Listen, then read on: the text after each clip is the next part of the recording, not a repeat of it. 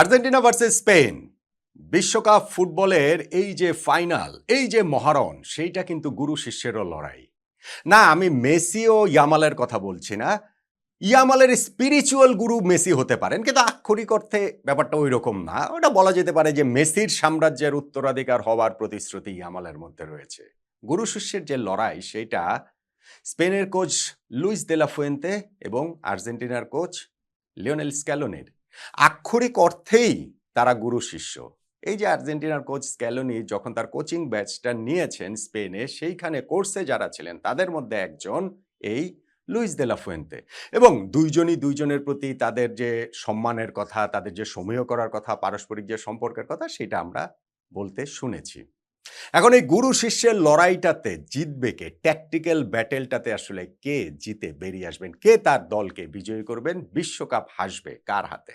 Argentina নাকি Spain? সেই জায়গাটাতে এই গুরু শিষ্যের ট্যাকটিক্যাল লড়াইটা খুবই খুবই খুবই গুরুত্বপূর্ণ। শিষ্য যে গুরুকে হারাতে পারে না, ব্যাপারটা কিন্তু তা নয়। আমরা ফুটবলে তো টাইম অ্যান্ড অ্যাগেন সেটা দেখে এসেছি।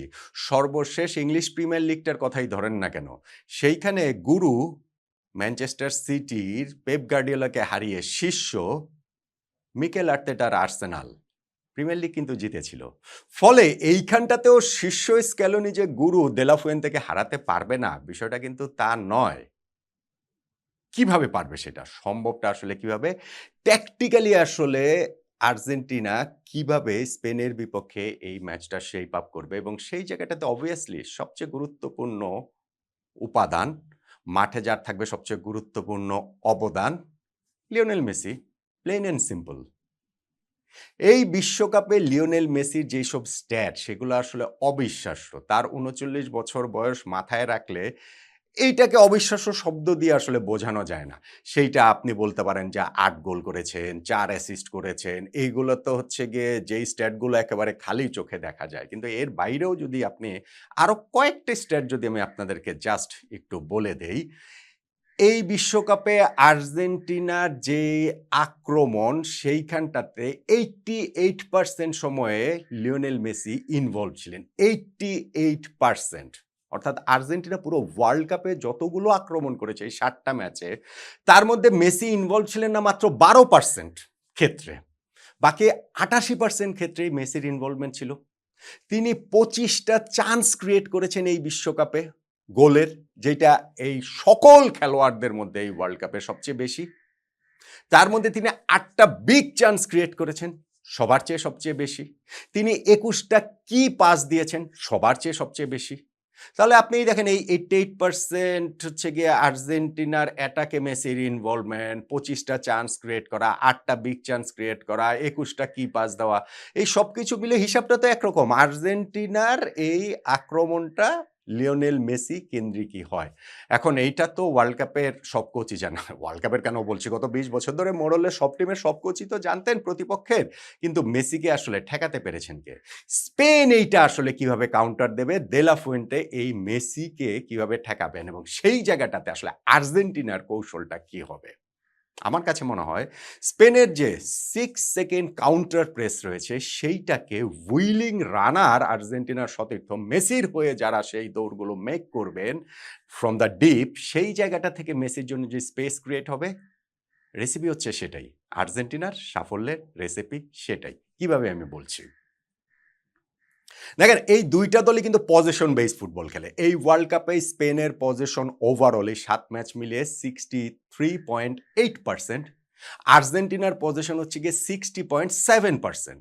পজেশনের দিক থেকে যদি আপনি হিসাব করেন, এই ওয়ার্ল্ড কাপে হাইয়েস্ট পজেশনের জায়গায় স্পেন আছে ৩ নম্বরে, তাদের উপরে শুধু তুর্কি এবং জার্মানি। আর্জেন্টিনা আছে ৬ নম্বরে। এই স্পেন আর আর্জেন্টিনার মাঝখানের জায়গাটাতে আছে হচ্ছে গিয়ে আলজেরিয়া আর দক্ষিণ কোরিয়া। এখন এক দলের পজিশন ওয়ার্ল্ড কাপে 63.8%, আরেক দলের 60.7%। তো দুইটা মিলিয়ে হয়ে গেল মোটামুটি ১২৪-২৫%। ১২৪-২৫% তো আর হয় না। তো তার মানে ফাইনালে এই জায়গাটাতে কোন দল আসলে বলটা অনেক বেশি হোল্ড করবে, সেই জায়গাটাতে এই ম্যাচটা আসলে ডিসাইড হয়ে যেতে পারবে, এবং মেসিকে আসলে আনলক কিভাবে করা হবে। আমি 6 সেকেন্ডের যে কাউন্টার প্রেসের কথা বলছিলাম, সেইটাও আসলে চোখ ধাঁধানো ব্যাপার। স্পেন বল পায়ে রাখতে পছন্দ করে, আমরা জানি। আমরা সেমিফাইনালে দেখেছি ফ্রান্সকে কিভাবে তারা নাচিয়েছে, কিভাবে তারা পাসের পর পাস দিয়ে একেবারে হতভম্ব করে দিয়েছে। ওই পাসিং সিকোয়েন্সে আসলে স্পেন তুলনাহীন। এবং সেই জায়গাটাতে তারা যখন বল লুজ করে কখনো, সেই বলটা আবার নিজেদের দখলে নেওয়ার জন্য যে কাউন্টার প্রেস করে, এটা আসলে হায়নার দলের মতো। হায়না যেরকম হচ্ছে গিয়ে সবাই মিলে একেবারে প্যাকের মধ্যে ঝাঁপিয়ে পড়ে দল হিসাবে, সেই উলফ প্যাকের মতোই কিন্তু স্পেন বল লুজ করলে পজিশন রিগেইন করার জন্য ঝাঁপিয়ে পড়ে। এবং তাদের ওইটা হচ্ছে গিয়ে 6 সেকেন্ডস একটা রুল রয়েছে যে 6 সেকেন্ডের মধ্যে বলটাকে উইন ব্যাক করতে হবে। এবং এই ওয়ার্ল্ড কাপে এভারেজ তাদের বল লুজ করার পর উইন ব্যাক করার সময়টা হচ্ছে গিয়ে 10.1 সেকেন্ড। সো 6 সেকেন্ডের টার্গেট 10.1 সেকেন্ড। এটা কেন? কারণ হচ্ছে গিয়ে অনেকটা সময় তারা অপোনেন্টকে বল পজিশনটা অ্যালাউও করে, সেই অ্যালাউ করাটা ধরেও 10.1 সেকেন্ড। এইটা আসলে একটা অ্যামেজিং স্ট্যাট। এবং সেই জায়গাটাতে এই যে 6 সেকেন্ডের যে কাউন্টার প্রেস, আর্জেন্টিনার পায়ে বল গেলে স্পেন যে সেটা রিকভার করতে চাইবে 6 সেকেন্ডে, যদি সেইটা না পারে তাহলে তারা আবার একটা ডিসিপ্লিন একটা ডিফেন্সিভ শেপে চলে যায়। এই 6 সেকেন্ডের মধ্যে আর্জেন্টিনা কাউন্টার প্রেসটা যদি স্পেনের বিট করতে পারে এবং যদি তার ওই ডিফেন্সিভ শেপে চলে যাওয়ার আগের যে মুহূর্তটা আছে না, ফুটবলে ওই 1 সেকেন্ড 2 সেকেন্ড এটা খুবই গুরুত্বপূর্ণ। সেইটাই হচ্ছে গিয়ে আর্জেন্টিনার সিক্রেট। এবং সেই জায়গাটাতেই মেসির পায়ে বল দেয়াটাই হচ্ছে গিয়ে সবচেয়ে বড় সিক্রেট, কারণ বাকি কাজটা লিওনেল মেসি করবেন। এখন দুইটা দলে স্পেশালি আর্জেন্টিনা, তারা কিন্তু হচ্ছে গিয়ে মিডফিল্ড ওরিয়েন্টেড, মিডফিল্ড বেজ। আমরা ধরেন স্পেনের ক্ষেত্রে দেখেছি যে রদ্রি এবং ফাবিয়ান রুইজ, পেদ্রি তো খেলেন গত ম্যাচে, কিন্তু তিনিও যখন খেলেন তখন দানিয়াল মুনিচে নেমে এসেছিলেন, মিডফিল্ডার হিসেবেই খেলেছেন সেমিফাইনাল। ফলে এই জায়গাটাতে তারা কিভাবে বল পজিশন মনোপলি করে, কিন্তু ভাই আর্জেন্টিনার সাথে সেইটা মনোপলি করতে পারবে না।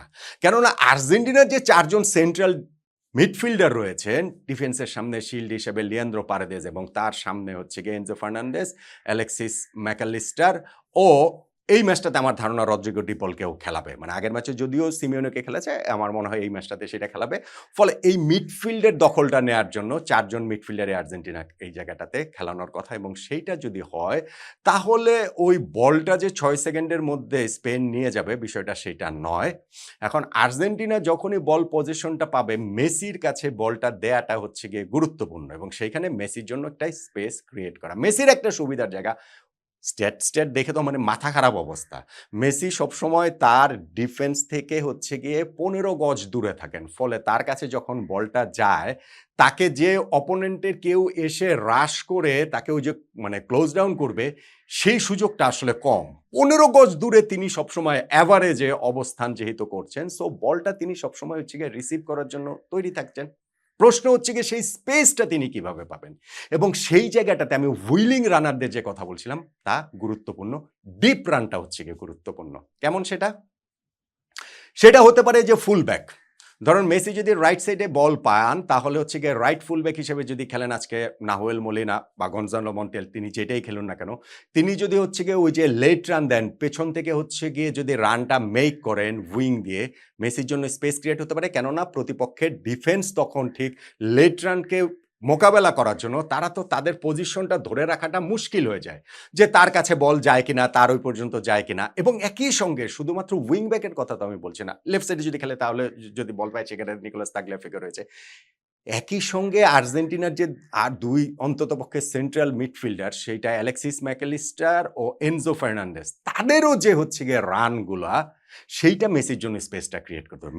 মেসির জায়গাতে রয়েছেন, এই সাইড থেকে হয় ধরেন তাগলিয়াফিগো বা অন্য সাইডে যদি হয় তাহলে নাহুয়েল মোলিনা রান মেক করলেন, এই মাঝখান থেকে হচ্ছে গিয়ে এনজো ফার্নান্ডেজ কিংবা অ্যালেক্সিস ম্যাকলিস্টার লেট রান মেক করলেন। ফলে ওই স্পেনের ডিফেন্সের ওই জায়গাটাতে কিন্তু ওই ডিফেন্সিভ শেপটাতে একটুখানি তাদের এলোমেলো হয়ে যেতে পারে। লিওনেল মেসির জন্য স্পেসটা তখন ক্রিয়েট হয়ে যাওয়ার এভরি পসিবিলিটিস রয়েছে। গুরুত্বপূর্ণ কোনটা? গুরুত্বপূর্ণ হচ্ছে গিয়ে রদ্রি, স্পেনের ডিফেন্সিভ মিডফিল্ডার। 2024-এ যিনি ব্যালন ডিওর জিতেছেন, তারপরে 2টা সিজন তার যে খুব ভালো কেটেছে তা নয়, এবং সেইখানটাতে ইনজুরিও তাকে ব্যাপক হ্যাম্পার করেছে। কিন্তু এই ওয়ার্ল্ড কাপে সেই ব্যালন ডিওর উইনিং ফর্মে রদ্রি আবার ফিরে এসেছেন। ফলে এই পাসিং চ্যানেলটা বন্ধ করে দেওয়া, মেসির কাছে যাওয়ার, মেসির ক্লোজ থাকা, সেইটা রদ্রি অনেক বেশি ট্রাই করবেন। সো আর্জেন্টিনার হচ্ছে গিয়ে এইখানটাতে রেসিপি আমি দেখি হচ্ছে গিয়ে মোরললেস হচ্ছে গিয়ে এই ২টা-৩টা ধাপ। প্রথমত হচ্ছে গিয়ে স্পেনের যে ৬ সেকেন্ডের কাউন্টার প্রেস সেটাকে বিট করে বল লিওনেল মেসির কাছে দেয়া। মেসির নাম্বার 1, নাম্বার 2 মেসির স্পেস ক্রিয়েট করার জন্য উইং ব্যাকের রান অথবা মিডফিল্ড থেকে হচ্ছে গিয়ে যেকোনো একজন মিডফিল্ডারের রান করে স্পেনের ডিফেন্সটাকে একটু বিভ্রান্ত করে ফেলা। নাম্বার 3 আমি যেটা দেখি সেটা হচ্ছে গিয়ে রদ্রির কাছ থেকে মেসির একটু দূরে থাকা। মেসি সবসময় ওই স্পেসটা নিয়ে থাকা এবং ওই যে তার যে সবসময় ১৫ গজ দূরে ডিফেন্স থেকে যে তিনি থাকছেন, সেইখানে বলটা যেন তিনি পান এবং তারপরে বল পাওয়ার পরে হ্যাভক ক্রিয়েট তো মেসি করতেই পারেন এবং সেটাই তো আমি বলছি যে আর্জেন্টিনার এইবারে যে বিশ্বকাপে অ্যাটাক তার 88% ক্ষেত্রেই ইনভলভমেন্ট মেসির ছিল। ২৫টা চান্স ক্রিয়েট করেছেন, ৮টা বিগ চান্স ক্রিয়েট করেছেন, ২১টা কি পাস দিয়েছেন। ফলে তার কাছে বল আসার পরে কি করতে হবে ওইটা স্পেন জানে যে তারা in that case they are dead. মানে মেসিকে যদি তারা ওই স্পেস দেয় সেটা তার এখন ধরেন ইংল্যান্ড যেটা করেছে, ইংল্যান্ডের এন্ড অফ দ্য ডে যে সেমিফাইনাল ম্যাচটাতে আর্জেন্টিনার সঙ্গে আপনি দেখতে পারেন যে না তাদের ৩৬% বল পজিশন, আর্জেন্টিনার ৬৪% বল পজিশন। সেটা মনে হতে পারে যে না আর্জেন্টিনাতে এই ওয়ার্ল্ড কাপে 60%-এর বেশি বল পজিশন থাকেই, সেটা থাকতে পারে। যেইটা বিস্ময়কর সেটা হচ্ছে গিয়ে ইংল্যান্ড প্রথম গোল ৫৫ মিনিটে দিয়েছে এবং তারা যে ৮৫ ও ৯২তম মিনিটে ২টা গোল কনসিড করেছে। ৯২ মিনিটে যে উইনিং গোলটা লাউতারো মার্টিনেজ দিয়েছেন, এই ৩৭ মিনিট সময়ের মধ্যে ইংল্যান্ডের বল পজিশন ছিল মাত্র ১২%। স্পেন তো এটা অ্যালাউ করবে না। স্পেন ম্যাচের এই ৩৭ মিনিট ফেজে ১২% বল নিজেদের পায়ে মাত্র থাকবে, এইটা তারা অ্যালাউ করবে না।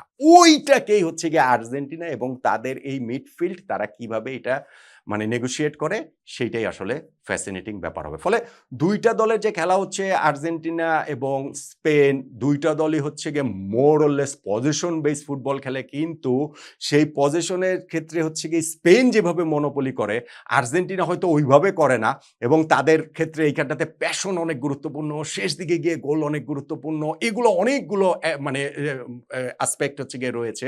কিন্তু মূল যে জায়গা সেটা হচ্ছে গিয়ে স্পেনকে হার্ট করার আর্জেন্টিনার যে স্ট্র্যাটেজিক কৌশল হবে বলে আমার কাছে মনে হয় সেটা হচ্ছে তাদের ওই স্পেনের 6 সেকেন্ড যে কাউন্টার প্রেস সেইটাকে বিট করে উইলিং রানার যখন ২ সাইড থেকে মেসির থাকবেন বা এক সাইড থেকে বা যেটাই থাকুক না মিডফিল্ডার হোক উইং ব্যাক হোক, মেসিকে জাস্ট শুধু সেই স্পেসটা ক্রিয়েট করে দেওয়া এবং রদ্রির সেই পাসিং লেনটা যেন বদ্ধ না করতে পারেন, মেসি পর্যন্ত যেন বলটা যায়, সেই জিনিসটাই আসলে তারা এনশিওর করার চেষ্টা করবেন। আই এম শিওর যে ম্যাচের আজকে কোনো না কোনো পর্যায়ে আমরা গত ম্যাচে ইংল্যান্ডের সঙ্গে দেখেছি যে মেসি মিডল দিয়ে যখন হচ্ছে গিয়ে খুব একটা কিছু হচ্ছে না তখন তিনি ইংল্যান্ড তাদেরকে সুবিধা করে দিয়েছে, রাইট সাইডে চলে গেছেন। আমরা আগেও আরেকটা ম্যাচে কার সাথে মিশরের বিপক্ষে ম্যাচে আমরা দেখেছি মেসি ওরকম ৭৫ মিনিট পর্যন্ত মিডল দেখলে রাইট সাইডে চলে গিয়েছেন। ফলে মেসিকে আজকেও ম্যাচের আজকে মানে ফাইনালে স্পেনের বিপক্ষে ম্যাচের কোনো একটা ফেজে আমরা কিন্তু ওই রকমভাবে কোনো একটা সাইডে চলে যেতে দেখব এবং সেই ক্ষেত্রে এই স্ট্র্যাটেজিতে আর্জেন্টিনা স্পেনকে মানে হচ্ছে হার্ট করতে পারে বলে আমার কাছে মনে হয় এবং শীর্ষ যে আর্জেন্টিনার কোচ লিওনেল স্ক্যালোনি তিনি তার গুরু লুইস দেলা ফুয়েন্তেকে অবশ্যই হারাতে পারেন। কেননা তার কাছে যেই অস্ত্রটা রয়েছে, শিষ্যের কাছে যে অস্ত্র রয়েছে, গুরুর কাছে কিন্তু সেই অস্ত্র নাই। স্পেন দলে ধরেন সবই আছে কিন্তু একজন লিওনেল মেসি তো আর নাই। ফলে এই ট্রাম্প কার্ডেই লিওনেল স্ক্যালোনি বিশ্বকাপ ফাইনালে বাজিমাত করে দিতে পারেন বলেই আমার কাছে মনে হয়। এটা আমি আর্জেন্টিনার পার্সপেক্টিভ থেকে বললাম। আবার at the same time Luis de la ফুয়েন্তেরও তো একটা প্লেইং স্ট্র্যাটেজি থাকবে। তিনি কিভাবে আর্জেন্টিনাকে বিট করবেন সেই স্ট্র্যাটেজি তো একটা রয়েছে এবং সেটা নিয়ে না হয় আলাদা একটা ভিডিও করব। তা নাহলে এই ভিডিওতে অনেক লম্বা হয়ে যাবে। সো স্পেন কিভাবে আর্জেন্টিনাকে বিট করতে পারে, তাদের স্ট্র্যাটেজি, লুইস দে লা ফুয়েন্তের স্ট্র্যাটেজি কি হবে এবং অবভিয়াসলি সেখানটাতে লামিন ইয়ামালের খুবই প্রমিনেন্ট রোল থাকবে। লিওনেল মেসির মতো না হলেও সেটা কেমন হবে ওইটা নিয়ে একটা আলাদা ভিডিও করব। কিন্তু এইখানটাতে আর্জেন্টিনা কিভাবে স্পেনকে বিট করতে পারে স্ট্র্যাটেজিক জায়গা থেকে, তাদের কোচের জায়গা থেকে, সেটাই আসলে একটু আলোচনা করলাম। কি মনে হয় পারবেন এখানে শিষ্য লিওনেল স্ক্যালোনি গুরু লুইস দে লা ফুয়েন্তেকে হারাতে? স্পেশালি যখন তার কাছে মেসির মতো একজন ম্যাজিশিয়ান রয়েছেন, এরকম একজন ট্রাম্প কার্ড রয়েছেন। বিশ্বকাপ শিরোপাটা উঠবে তাহলে কার হাতে?